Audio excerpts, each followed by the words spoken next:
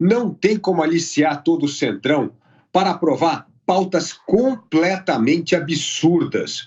Bom, falando ainda mais sobre essa viagem do presidente Lula à África do Sul, a reforma ministerial deve sair quando o presidente retornar ao Brasil. Olha, você não está ouvindo de novo uma informação que nós já demos há algum tempo. Sim, você já deve ter ouvido e se lembrar de quantas vezes, aqui mesmo no Prós e Contras, ou você acompanhou pelo trabalho da imprensa brasileira, que a reforma ministerial deve acontecer depois do retorno do presidente Lula, que a reforma ministerial deve acontecer depois que o presidente Lula voltar de viagem.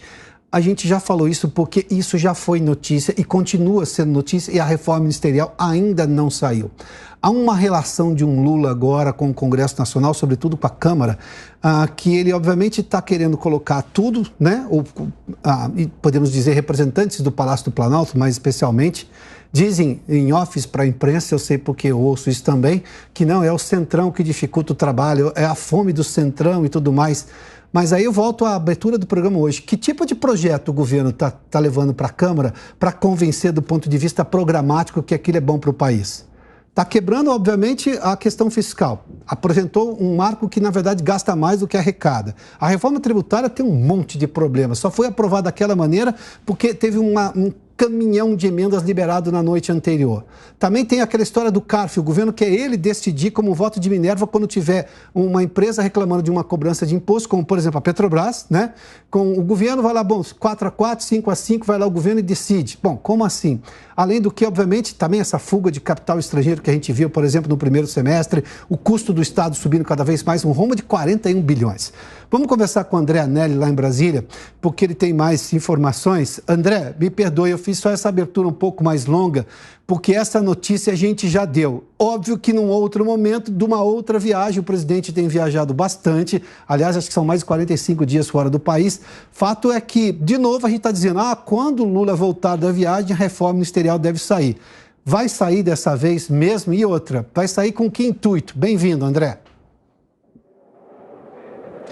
Pois é, né, Piotr? Fica a grande pergunta realmente se essa reforma ministerial vai sair após essa viagem. Muito boa tarde para você, boa tarde a todos que acompanham Prós e Contras aqui na Jovem Pan. O presidente Lula, como o Luca Bassani disse, então, nesse momento em viagem para a Europa, desembarcou hoje e a informação que a gente tem nesse momento, Piotr, é que sim, a reforma ministerial sai após a viagem de Lula, após o retorno dele da África do Sul, Angola e também São Tomé e Príncipe. Isso porque uma parte já está adiantada. Justamente na semana passada, precisamente na quarta-feira da semana passada, Lula teve um encontro fora da agenda com o presidente da Câmara dos Deputados, Arthur Lira, e ali sim ficou definido então quem seriam os dois indicados, tanto do Republicanos quanto do PP, para essa reforma ministerial. Respectivamente, os deputados federais Silvio Costa Filho e André Fufuca. O grande problema agora,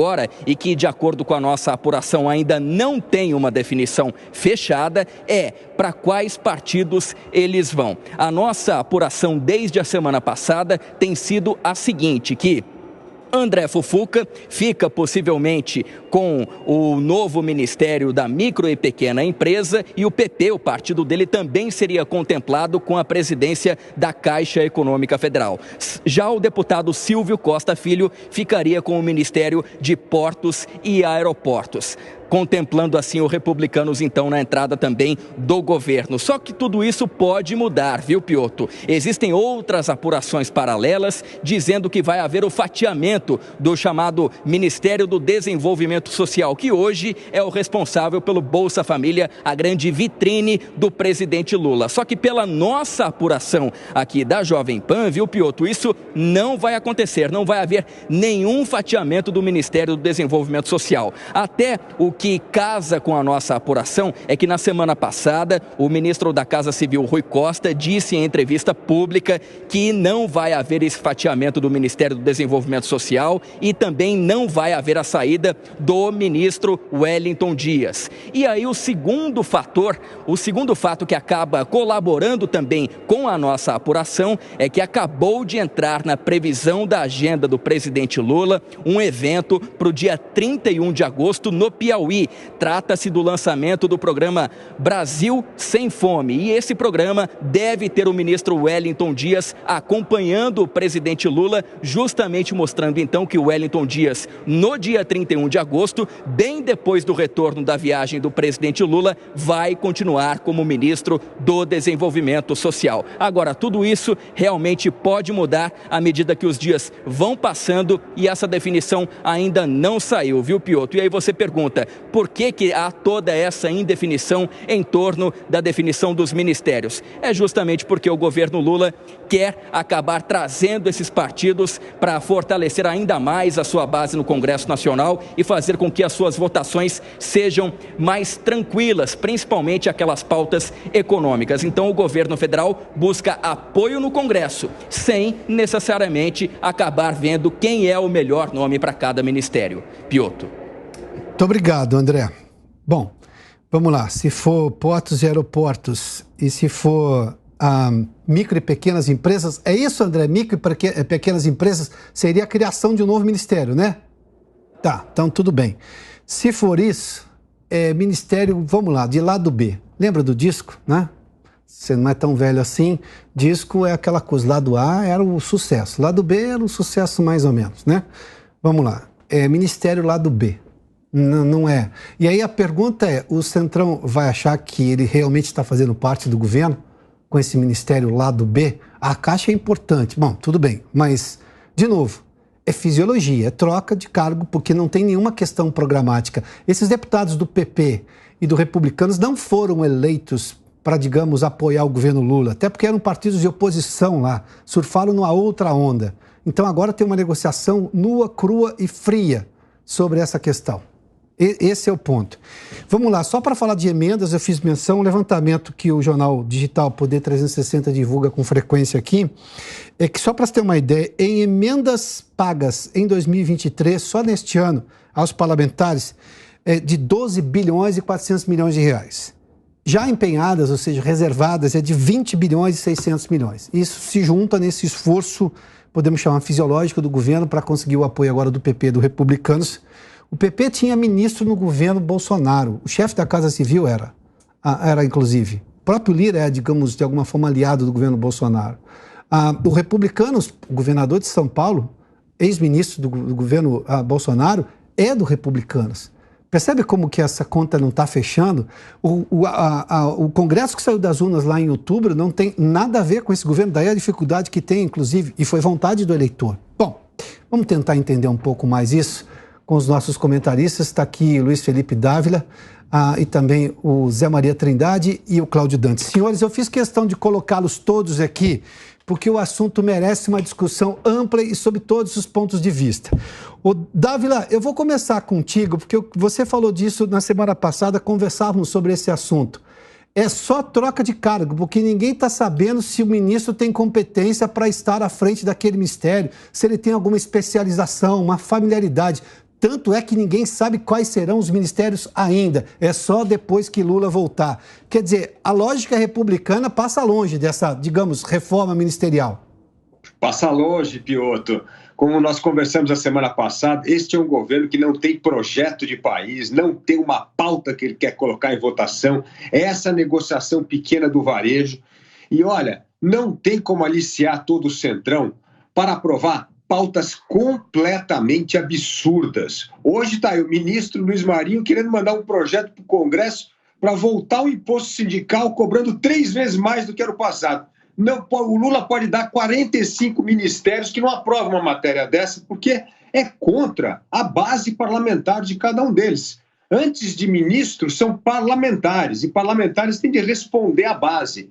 E essa confusão ministerial, Piotr, mostra como nós estamos atrasando as pautas prioritárias no Brasil. Vou dar apenas um exemplo aqui. A questão do saneamento básico. Aprovamos o marco do saneamento.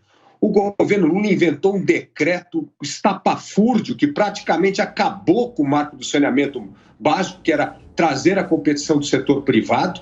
E nós estamos aqui postergando há mais de 8 meses investimentos numa área fundamental e que o Brasil tem uma meta, né, Piotr? É a universalização do saneamento em 2033. Então, assim, é um governo que joga contra o mercado, que entende que o mercado é um mal necessário e, portanto, essas pautas que tentam aumentar ainda mais a indução do Estado na economia não serão aprovadas, nem mesmo que Lula distribua todos os ministérios. Ou seja, é tempestade em copo d'água que não vai ajudar a mobilizar o Congresso Nacional para aprovar as pautas da militância petista.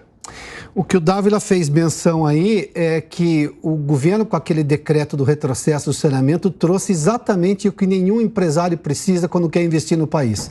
Ele adicionou insegurança jurídica no que já estava pacificado, numa pauta que foi extensamente debatida no Congresso Nacional. Não é que foi aprovada de roldão, não, como foi, por exemplo, a medida do CARF agora. Dávila, já volto a você. Dantas, Arthur Lira, que está à frente de toda essa operação para, digamos, levar esses dois partidos e dar alguma margem de maioria ou um apoio maior dentro da Câmara, é isso? O Arthur Lira é o grande maestro de toda essa articulação, né? Ele, vamos dizer assim, ele surfou numa onda, Piotr, que vem se consolidando nos últimos anos de empoderamento da Câmara dos Deputados, do Legislativo de forma geral, mas especialmente da Câmara dos Deputados. É isso que incomoda tanto o atual governo Lula, que acha que estaria lidando com aquele Congresso lá de 2003. O próprio Haddad expressou essa insatisfação na semana passada e causou aí uma crise entre o Executivo e o Legislativo. O Lira foi a público e mandou um recado muito claro, dizendo o seguinte: as principais pautas que estão sendo aprovadas pela Câmara, e aí ele citou a reforma tributária, o próprio arcabouço fiscal, citou ali várias outras, a gente está mencionando aí, o Felipe Dávila mencionou o PDL do saneamento para derrubar o decreto contra o marco do saneamento, está tudo lá agora no Senado, mas essas medidas, elas vêm sendo tomadas e vêm sendo aprovadas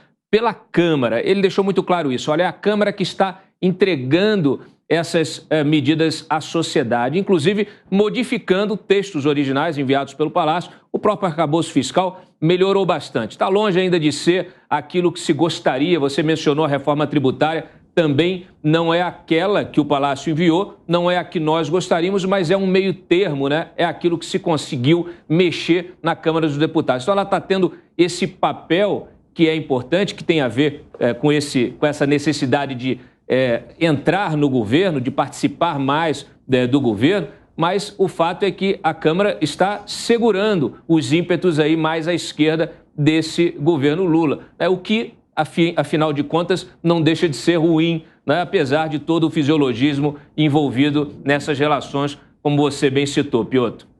Ô Zé, junte-se a nós aqui. Uma pergunta, o Arthur Lira vai acreditar nas promessas que o presidente Lula está fazendo? O Piotr, Arthur Lira está apenas ali na frente dos partidos que estão loucos para entrarem no governo. É a chamada crise da abstinência de poder. Tem esse jargão que eu costumo dizer, né? Dizem que os políticos que terno branco e oposição fica muito bem, mas para os outros, o exercício do mandato é um negócio. E na oposição não se tem dinheiro rolando, e é por isso que parte importante do Congresso Nacional quer ser governo a qualquer custo. Há uma fila aqui no Palácio do Planalto exatamente de deputados que querem pular para o governo, inclusive do PL. Os presidentes dos partidos têm freado. Valdemar Costa Neto promete até expulsão. Outros dizem que vão afastar o deputado que entrar no governo da atividade partidária. O caso de Ciro Nogueira, presidente do PP, não é expulsão, mas afastar da atividade parlamentar, da atividade do partido, né? Não pegar relatoria, não, enfim, da atividade partidária, mas não tem jeito.